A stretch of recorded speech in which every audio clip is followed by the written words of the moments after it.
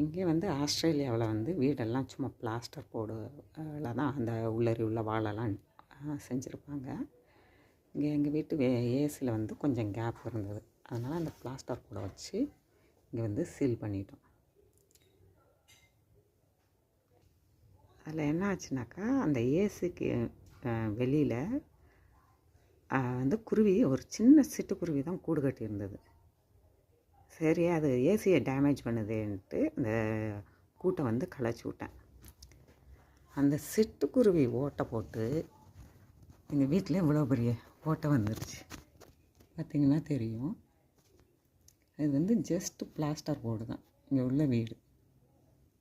பாருங்கள்.